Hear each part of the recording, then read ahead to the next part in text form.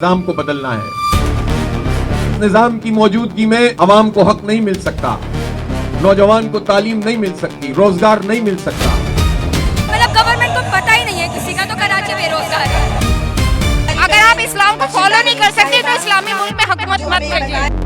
मौजूदा महंगाई तेल कीमतन में वाद खिलाफ जमात इस्लामी पारा कराची में और तो कारकुनन पारा अशारा कायदीन ते एहतजाजी मुजाहिरो कयो आहे। हिते मौजूद नौजवान का मालूम कंदासीं तौर के आम औरतों और कारकुन उनका मालूम कंदासीं संदन मुतालबा कड़ा है।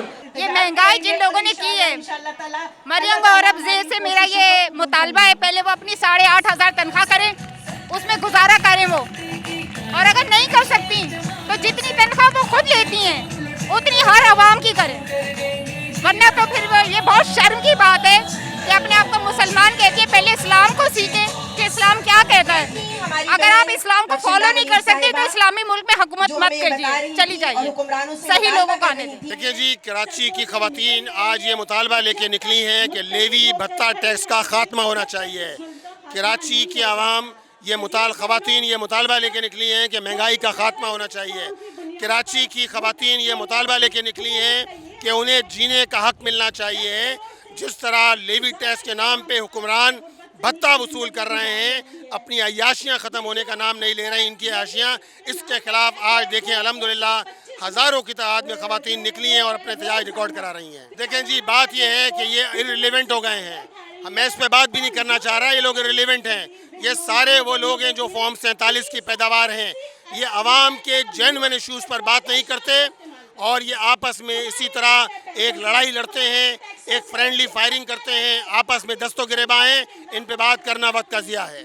हम जो है कि पेट्रोल की कीमत में कमी का मुतालबा लेकर निकले जमात इस्लामी की जानिब से, और मैं ये बावर करवाना चाहूँगी कि हमारा जो कॉन्स्टिट्यूशन पाकिस्तान 1973 है वो ये कहता है कि आर्टिकल 25 में पाकिस्तान का हर शहरी बराबर है, तो फिर हमारी अशराफिया जो है इतनी फैसिलिटीज़ क्यों अवेल करती है, वो क्यों इतना इंजॉय करती है। तो इसके पेट्रोल की कीमत को कम किया जाए, लेवी को कम किया जाए, हर चीज़ को फिक्स किया जाए।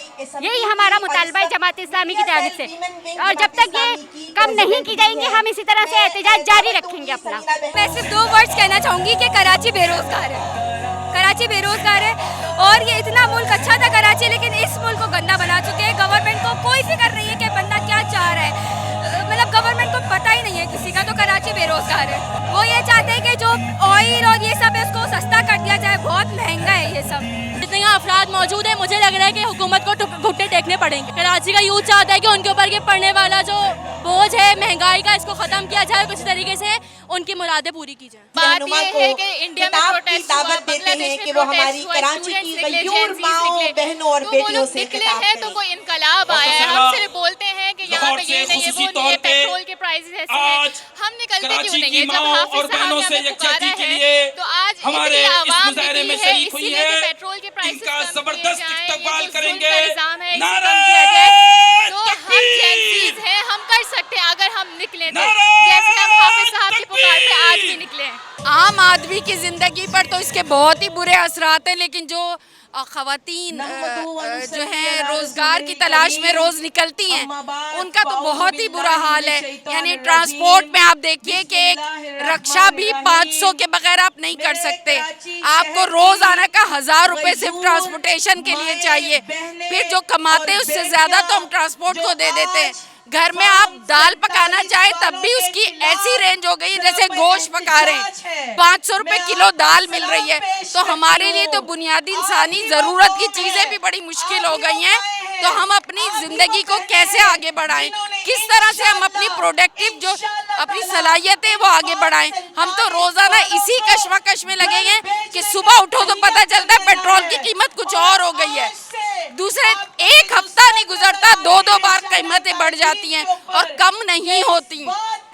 जबकि होना ये चाहिए का आर्टिकल हमें ये बताता है कि तमाम इंसान बराबर हैं, लेकिन उसके बावजूद आम इंसान जो है लीवी टैक्स भी दे रहा है, आम आवाम जो है वो बिजली के बिल भी दे रहा है, और शाह खर्चियाँ सारी की सारी वो तबका ले रहा है जो अमीर है, जो अफोर्ड कर सकता है, उसको हर तरह से उसको जो है रिलीफ दिया जाता है। उनके लिए बिजली मुफ्त है, उनके लिए पेट्रोल मुफ्त है। उनको एहसास ही नहीं है कि इस वक्त आम आवाम की ज़िंदगी कितनी मुश्किल हो चुकी है। हिन एहतिजाज में शरीक औरत कारकुन जो चवणु आहे त वधंदड़ महांगाई में सभ खां वधीक औरत भोॻे रही आहे। उन्हनि मुतालबो कयो आहे तेल जी क़ीमतनि में वधंदड़ जेका वाध आहे उन ते ज़ाब्तो आणे ऐं रोज़मर्रा जी शयुनि जा वधंदड़ अघु उन ते ज़ाब्तो आंदो वञे त जीअं जेके घरेलू औरतूं आहिनि आम औरतूं आहिनि उन्हनि जी जेका ज़िंदगी आहे उहा बहितर बणिजी सघे। कैमरामैन सराज सजनानी सां गॾु फ़कीर सलीम, टाइम न्यूज़, कराची।